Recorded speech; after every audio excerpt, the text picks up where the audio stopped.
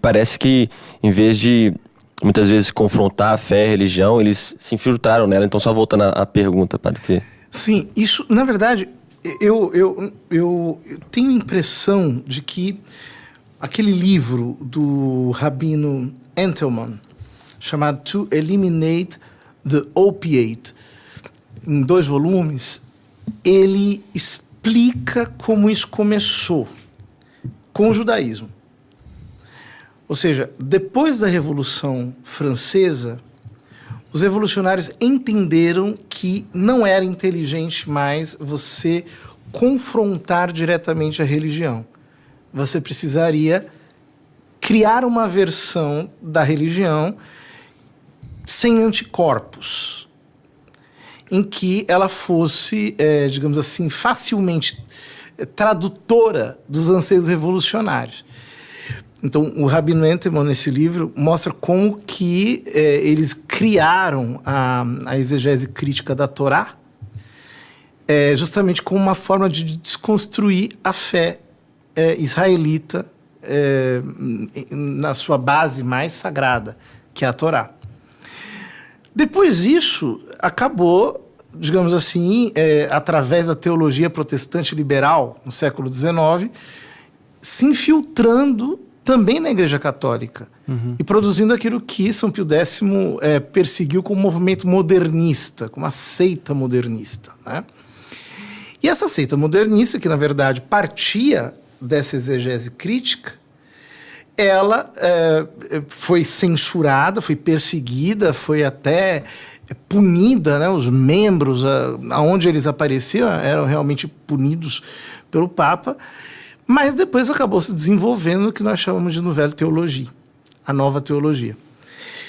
A nova teologia incorpora, digamos assim, elementos da filosofia moderna no interior do discurso teológico, com a pretensão de tornar o discurso teológico mais aceito... Mais soft. Mais soft, mais aceito no debate intelectual predominante naquela época. E daí surgiram outras teologias que decorreram da chamada Nouvelle Teologie. Ou seja, o processo de rendição intelectual, ele foi muito articulado e levou muito tempo para ser feito. De tal modo que hoje nós temos, sinceramente, uma parte dos teólogos, uma parte da igreja, que realmente entende que você tem que assimilar toda a chamada ética contemporânea no interior do cristianismo. Então, por exemplo,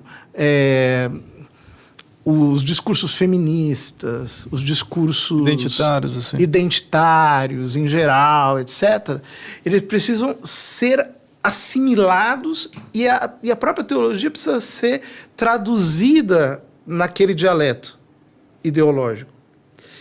Mas esse tipo de defeito imunológico, ele foi construído muito pacientemente ao longo de gerações. Que são discursos revolucionários, né?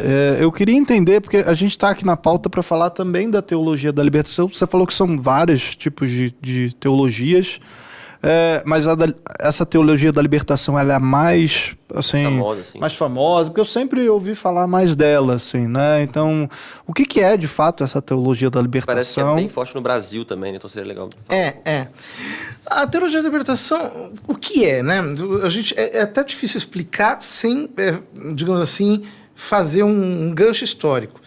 A Nouvelle Teologie, ela foi sintetizada por um teólogo chamado Karl Rahner, que era heideggeriano e que, digamos assim, incorporou a metafísica do Heidegger como pressuposto da teologia dele. Vocês sabem que o Heidegger ele fez uma síntese entre o ser e o tempo, mostrando que o ser é uma categoria dinâmica. Bom, o Karl Rahner, no fundo, mostra como o ser divino está se revelando no devir histórico, naquilo que vai acontecendo. Bom, o Rahner foi muito bem sucedido naquilo que ele foi, de fato, foi o teólogo mais influente do século XX, não tenho dúvida disso. Mas um dos alunos dele, que era o Johann Baptist Metz, rompeu com ele justamente porque dizia que o Rahner era muito teórico, ele não ia para a praxis. Então, o Metz criou a chamada teologia política. O Metz era amigo, por exemplo, do Walter Benjamin, da Escola de Frankfurt. E, justamente, a teologia política do Metz é, por assim dizer, a base, é a essência da teologia da libertação. A teologia da libertação não é uma invenção autoral. Ela realmente assimilou Rahner e Metz, aplicando-a na América Latina. E a aplicação disso se deu através de 2 livros, fundamentalmente, né? O livro do Gustavo Gutiérrez, chamado Teologia de la Liberación, e um outro livro menos conhecido, mas que eu considero até mais importante do que o do Gustavo Gutiérrez, que é o Teologia desde la Praxis de la Liberación, do Hugo Asman, que era brasileiro, mas o livro foi escrito em espanhol e nunca foi traduzido para português, curiosamente. Mas é um livro muito interessante esse. E, desculpe assim ficar falando, parece uma Não, aula. que isso, mas... Mas é que... Certeza que o pessoal tá adorando, O pessoal de casa deve estar curtindo aí no chat. Pois é. Mas o que acontece? Se você pegar o livro do Gutiérrez, ele tem 2 partes que me parecem as principais. Na primeira, ele define a tarefa da teologia. Ele diz, olha, a teologia tem uma história, uma primeira fase que é a fase sapiencial, que é a fase dos santos padres, uma segunda fase que é a fase sistemática, que é dos doutores eclesiásticos, e a terceira fase que ele está inaugurando, que é a da teologia crítica. Então, o nome Teologia da Libertação, na verdade, é um nome comercial, por assim dizer, né? Ela, na verdade, é uma teologia crítica. Então, ele redefine a tarefa da teologia como a de ser crítica dos seus próprios fundamentos. É legal que o próprio nome, né, esse lance da terminologia é interessante, né, da própria etimologia dos termos, né, porque teologia crítica já remete a algo totalmente revolucionário, né? Sim. A teoria crítica do Horkheimer, né? E, então, vocês vejam, ele diz que a teologia tem como tarefa redefinir criticamente as suas fontes. Isso é um absurdo. Por quê? Porque quais são as fontes da teologia? A Sagrada Escritura, a tradição e o magistério.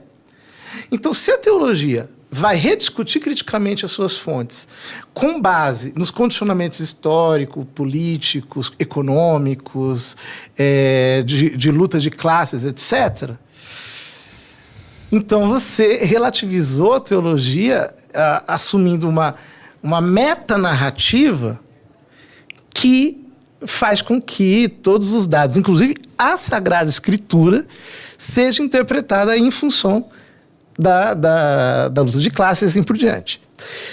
E a segunda parte do livro do Gutiérrez, ele mostra, no fundo, qual que é a finalidade da teologia da libertação. Ele diz que a história da igreja teve 3 fases. A primeira fase é a do agustinianismo político, em que você tem cidade de Deus e cidade dos homens. A segunda fase é a que ele diz, em que depois da Revolução a igreja quis criar uma espécie de sociedade inspirada nos valores cristãos, um mundo secular, mas, digamos assim, cristianamente inspirado. E a terceira fase, que é a que ele vem implementar, é no qual a igreja vai se redefinir a partir do mundo. Não é mais ela que vai redefinir o mundo, não é ela que mais vai tentar ensinar o mundo, mas ela vai aprender do mundo. Ela vai, digamos assim, acolher os valores do mundo dentro dela. Então, esses 2 elementos são chaves para entender a teologia da libertação. Porque as pessoas, por exemplo, falam assim, que a teologia da libertação ela é uma síntese entre marxismo e teologia. Não é bem isso. É um novo modo de pensar a teologia mesmo. De modo crítico, em relação às suas fontes, porque enxerga que todo discurso que não for, digamos assim, depurado por uma análise econômica, social, dos interesses de classe, etc., tal, é ingênuo. Então, ela precisa ser crítica da sua própria base, do seu próprio fundamento, mas com qual finalidade? De não ser mais a igreja, digamos assim, um princípio antagônico ou mesmo distinto do mundo, mas para que ela se dissolva no mundo, incorporando tudo aquilo que a história, como tal, vai trazendo como novidade, uma perspectiva intrinsecamente progressista, porque, na verdade, remetemos ao Rahner, Deus se revela aí, na história profana. Eu imagino que muitos sacerdotes também, eles não têm o conhecimento disso e acabam propagando também. Não, claro, não são todos, tem sacerdotes que sabem de fato o que estão fazendo ali, mas muitos, às vezes, talvez são formados dessa forma e tal, e acabam reproduzindo também que isso, tudo né? Isso que a gente está falando aqui, na verdade, quando você vai para o contexto da década de 70 e 80, em que você tem o regime militar no Brasil, você tem regimes militares em toda a América Latina, você tem um deslocamento do movimento revolucionário, da luta de classes, da revolução operária para uma revolução mais intelectual. Você tem a unificação de uma cultura, digamos assim, com elementos profundamente marcantes que foi introjetada em toda essa geração. Sim. Então, isso aqui se mistura muito com sentimento. Sim. Você não consegue dissociar as duas coisas. Então, quem foi formado nessa mentalidade sente as coisas assim. Então, ela sente, por exemplo, toda a vibração do movimento operário. Os discursos são muito emotivos, né? Exatamente.